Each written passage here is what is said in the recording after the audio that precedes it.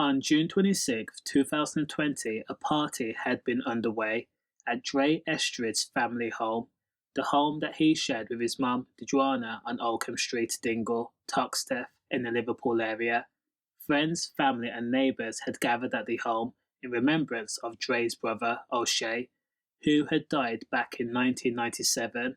O'Shea had actually been struck and killed by a motorcyclist at just 2 years old, and this occasion marked the 23rd anniversary, and emotions were still raw. Now, with emotions still high and drinks were being chugged down at an alarming rate, things would end very, very badly. According to prosecutors, they said that the party had been going on for over 8 hours, and somewhere around 4:40 a.m, a then 15-year-old Trene Rogers had been called to collect his mom, Marita, and his younger sister from Dre's home after the mom had become belligerent and had been trying to scrap with family friends and doing things like getting in their faces. Now, it was said that Marita had become angry with another guest because they refused to dance with her. Now, when the 15-year-old arrived at the house on Oakham Street, Trene, with his friend Rashawn Hamilton, Trene was immediately in defensive mode. From his childish and foolish perspective, Trene thought that his mum was being ill-treated and ganged up on, so of course he chose his mum's side despite her being the aggressor and her not being able to hold her liquor. She was belligerent. Now, no one knows what happened in that house. However, according to Trene he described taking the stairs 2 at a time after hearing his mum scream, a scream that did not sound normal and something that chilled him. When Trene arrived outside the bedroom from where the scream emitted from, he saw 26-year-old Dre Estridge walking out of the bedroom adjusting the waistband of his shorts. Now, the teenager and the fully grown man then had a heated argument. Trene believed that his mum had been SA by a person that he called a family friend, and that was something that caused something inside him to snap within the teenager.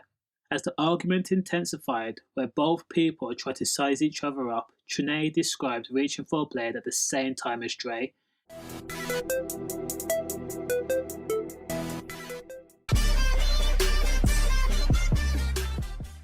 It was only by pure luck that Trene reached it first.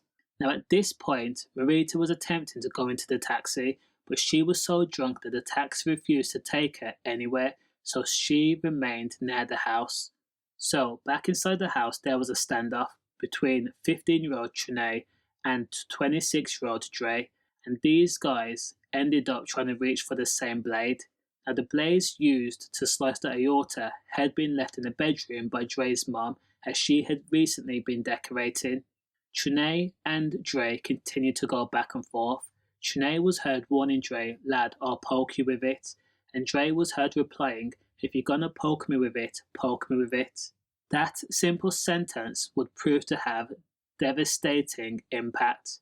26-year-old Dre Estridge had then begun to move forward towards Trene, and in that split moment, Trene had wrapped his hand round the handle and then pushed forward. Dre was bladed in the chest with so much force that the metal went through the chest cavity, sliced the aorta, and in the aftermath, Trene fled the scene while shocked and ashen Dre stumbled out of the bedroom, holding his chest. He had whimpered the words, "He's poked me," stunned beyond belief. Now, witnesses described watching Dre crash to the ground, while some people called 999 and requested emergency services. Now, just after 5 a.m, others began to stem the red and give first aid, including CPR, hold Dre's hand and tell him that everything was going to be okay. Well, it wasn't going to be okay. And in those final moments of Dre's life, he was with his mom. He was afraid, in immense pain, and just like that, his life was taken in his own family home, surrounded by people that he called friends and family. 26-year-old Dre Estridge was declared dead at the scene. According to reports, there was no chance that Dre would be able to survive those injuries. Now, after Trene fled the scene, he had gone into hiding, but before he did so, Trene made sure that he washed the blade used, and he washed it by using bleach, and he then took his time thinking of a hiding place where police would not find that blade.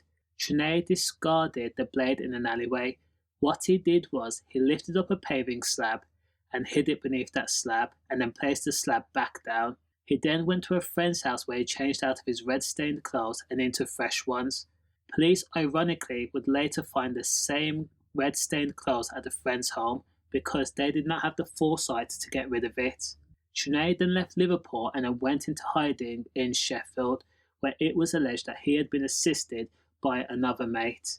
For 3 whole days, 15-year-old Trene contemplated his next moves. Over 1,000 thoughts would have been playing inside his head.